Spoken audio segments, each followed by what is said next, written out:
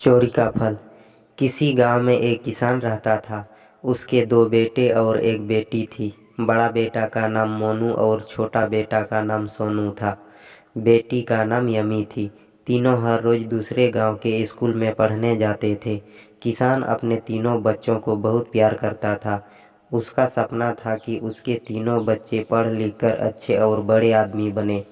तीनों बच्चों को नारियल के लड्डू बहुत पसंद थे। इसीलिए माँ ने घर पर ही नारियल के स्वादिष्ट लड्डू बनाकर रख दिए थे और रोजाना स्कूल जाते समय उन्हें एक एक लड्डू दिया करती थी। माँ ने तीनों बच्चों को समझाया था कि उन्हें हर रोज सिर्फ एक ही लड्डू मिलेंगे। एक से ज़्यादा लड्डू रोज खाना सेहत के लिए हानिकारक होता है।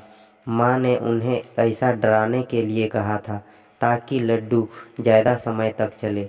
एक दिन घर पर कुछ मेहमान आए।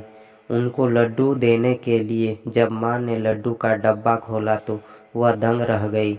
उसमें से आधे से अधिक लड्डू गायब थे। माँ तुरंत समझ गई कि उसके बच्चे लड्डू चोरी करके खा रहे हैं। माँ ने ये बात किसान को बताई।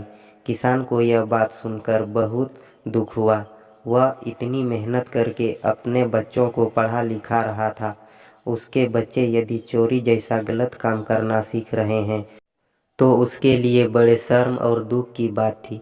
किसान के लिए यह पता लगाना बहुत ही मुश्किल था कि उसका कौन सा बच्चा लड्डू चोरी करके खा रहा है। फिर अचानक किसान को एक तरकीब सूझी। उसने अपनी पत्नी को समझाया कि नारियल के लड्डू में नीम के पत्तों का रस मिला दे। किसान की पत्नी को यह तरकीब अच्छी लगी और उसने ऐसा ही किया। दोपहर के बाद जब तीनों बच्चे स्कूल से लौटकर घर आए तो माँ ने उन्हें खाना देकर भैंस को चारा डालने के लिए घर से बाहर चली गई। कुछ ही समय बाद किसान का दूसरा बेटा यानी सोनू घर के मुख्य द्वार पर आया। उसने दरवाजे पर ही सब खाया पिया उल्टी कर दिया। मोनू का चेहरा उतरा हुआ था और आंखों से खूब पानी बह रहा था। तभी किसान और उसकी पत्नी भी घर के मुख्य दरवाजे पर पहुंच गए। वे दोनों समझ गए कि मोनू ही लड्डू चोरी करके खा रहा था। माँ ने पानी से मोनू का मुंह साफ कराया और उसे घर के अंदर ले गई। किसान ने बड़े बेटे मोनू और छोटी बेटी यमी को सोनू की करतूत बताई। उन्होंने भी पिता को बताया कि सोनू हर रोज स्कूल के रास्ते में पड़ने वाले बगीचे से फल चुरा कर खाता है। यह जानकर किसान और उसकी पत्नी को और दुख हुआ। किसान ने क्रोधित होते हुए यह कहा कि कल से सोनू अब स्कूल नहीं जाएगा। वह मेरे साथ खेतों में मजदूरों की तरह काम करेगा। यदि उसे चोर ही बनना है तो उसे पढ़ाने लिखाने से कोई फायदा नहीं है।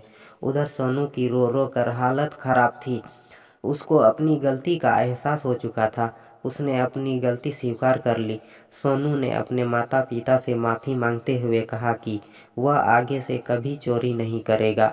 पिता ने उसे समझाते हुए कहा, देखो बेटा, चोरी करोगे तो अपमान ही मिलेगा। यदि सम्मान चाहते हो तो अच्छे काम करने पड़ेंगे। अब तुम्हें खुद फैसला करना है कि तुम्हें अपमान चाहिए या सम्मान। सोनू ने निश्चय किया कि वह अब ऐसा कोई काम नहीं करेगा जिससे उसके माता पिता को दुख हो या उससे अपमान मिले। उसकी प्रार्थना पर किसान ने उसे क्षमा कर दिया। इसके बाद उसने कभी चोरी नहीं की। तो दोस्तों, इस कहानी से हमें ये सीख मिलती है, हमें कभी भी चोरी नहीं करना चाहिए। चोरी करने से अपमान ही मिलती है, सम्मान कभी नहीं मिली। इसीलिए हमें जीवन में कभी भी चोरी नहीं करना चाहिए। तो दोस्तों, ये कहानी आप लोगों को कैसे लगी कमेंट करके ज़रूर बताना। चैनल पर नए हैं तो सब्सक्राइब कर देना। जय हिंद दोस्तों, वंदे मातरम।